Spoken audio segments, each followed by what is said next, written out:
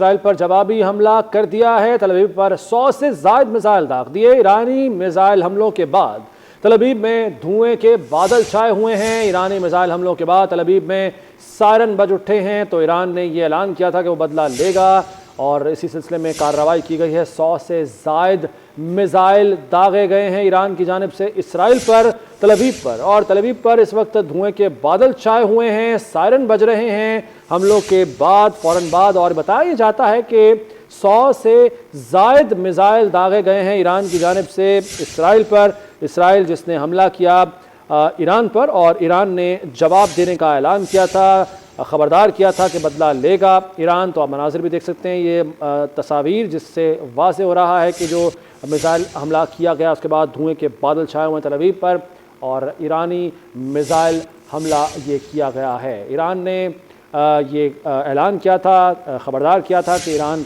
बदला लेगा, जवाबी कार्रवाई करेगा और उसी सिलसिले में ये कार्रवाई की गई है। रद्द-ए-अमल दिया गया था अयतुल्लाह ख़ामनेई की जानिब से। ईरान के सुप्रीम लीडर हैं, उन्होंने कहा था कि सहूनी रियासत ने शैतानी और खून आलूद हाथों से संगीन जुर्म का irतिकाब किया है, उसको सज़ा मिलेगी, सख्त सज़ा मिलेगी और वो सज़ा के लिए तैयार रहे। तो अब जो कार्रवाई का आगाज़ किया गया है ईरान की जानिब से, 100 से ज़ायद मिसाइल बताए जा रहे हैं जो दागे गए हैं, जिनसे हमला किया गया है इसराइल पर।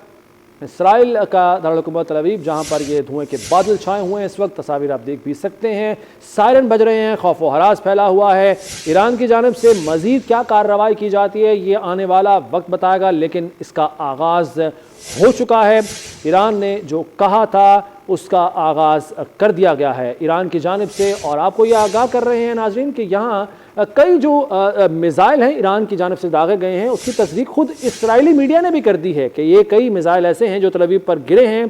कितने मिसाइल फटे हैं, कितने मिसाइलों को नाकाम बनाया गया इसराइल की जानिब से, ये भी कुछ देर में वाज़ेह हो जाएगा। लेकिन 100 से ज़ायद ये मिसाइल बताए जाते हैं और जो जो जगहें इन्होंने हिट की हैं, जहाँ जहाँ ये अपने निशानों पर लगे हैं, वहाँ से धुएं के बादल उठ रहे हैं, देखा जा सकता है। और इस बात की तस्दीक खुद ईरान के जानिब से तो की ही गई थी, लेकिन इसराइल का मीडिया भी इसकी तस्दीक कर रहा है। ब्रिगेडियर रिटायर्ड हारिस नवाज साहब हमारे साथ मौजूद हैं। बहुत शुक्रिया ब्रिगेडियर साहब वक्त देने के लिए। सर, जो ईरान ने कहा था, ख़बरदार किया था, क्या आप समझते हैं उसका आगाज़ हो गया और ये अभी इब्तिदा है, मज़ीद भी हमले किए जा सकते हैं ईरान की जानिब से जवाबी?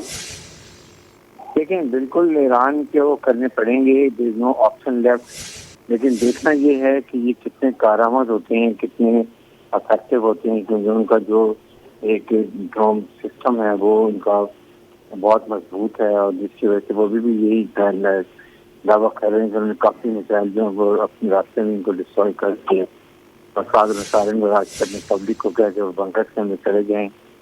और लेट्स होप पठानकोट के अगर 100 फायर करते हैं तो कम से कम 15-20 के निशाने को जरूर लगेंगे और उसमें नुकसान हो सकता है। लेकिन प्रॉब्लम है कि जिस वक्त ईरान अगर थोड़ा भी ज़्यादा नुकसान होता है तो अमेरिकन गवर्नमेंट कम को दे सपोर्ट। और ये सबसे बड़ी प्रॉब्लम है कि ईरान के साथ कोई मुल्क ही खड़ा हुआ नहीं, जबकि इसराइल के साथ खुला सपोर्ट में है अमेरिकन।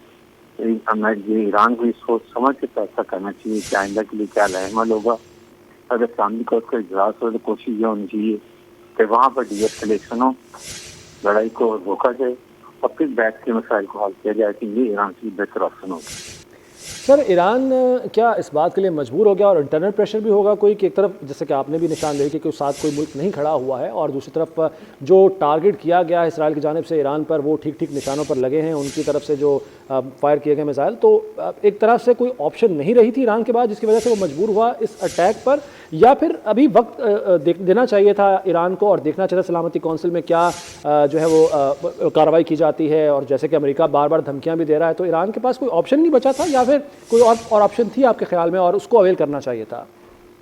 नहीं, आई थिंक एक वक्त ईरान की पब्लिक का भी बड़ा प्रेशर होगा और उसके बाद जब यूनाइटेड नेशन में एक इजलास हो रहा है असेंबली का, उससे पहले भी अगर ईरान ने एक्शन किया तो they wanted to convey the world कि Iran is still a power और they have all the potential to cause damage to Israeli interest, चाहे उनके मिलिट्री टारगेट्स हों या उनके और दूसरी साइट्स हों। इसलिए वो पुश करेगा कि प्रेशर से कितनी आके दोबारा सीज फायर करवाए, डीएस्केलेशन करवाए और फिर निगोशिएशन किए जाए। क्योंकि आप कमजोर विकेट पर निगोशिएशन नहीं करते हैं, पहले आप अपनी पोजीशन स्ट्रॉन्ग करते हैं, दोनों को बताते हैं स्टिल स्ट्रॉन्ग और फिर मुज़ाकरात के टेबल बैठते हैं जिसमें आप बेहतर बार्गेनिंग पोजीशन पर होते हैं। ठीक है सर, अब ये बताएगा कि जैसे कि आज जो अटैक किया गया कितना लीथल होता है, ये तो खैर वक्त के बाद ही पता चलेगा, कुछ वक्त के बाद ही, लेकिन इसी अटैक को यानी जवाबी कार्रवाई को जवाब बनाया जा सकता है अमेरिका और दोनों इसराइल की जानिब से, और ईरान पर मजीद हमले भी किए जा सकते हैं इसको जवाब बनाकर।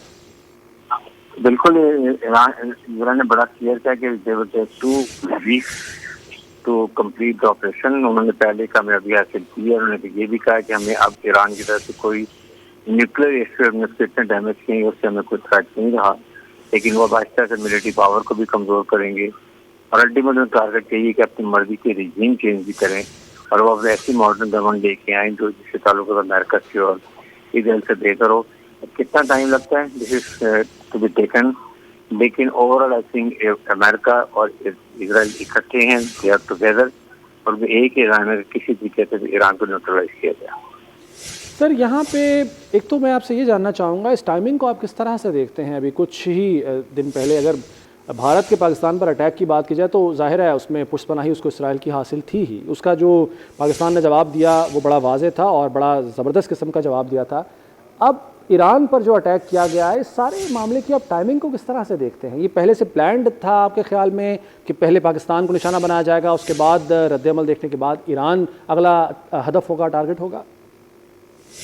100% it was a nexus between India और ईरान के ये इसराइल का, और बिल्कुल जिस तरीके से इंडिया ने पाकिस्तान पे अटैक किया था उसी तरीके से, क्योंकि पाकिस्तान की मिलिट्री लीडरशिप बहुत स्ट्रॉन्ग थी, फील्ड मार्शल आसिम मुनीर ने बहुत ही पेशेवराना तरीके से उसका मुकाबला किया कि एक साथ मिलकर बहुत अच्छी आई और इन्हीं को घुटने टेकने पर मजबूर कर दिए।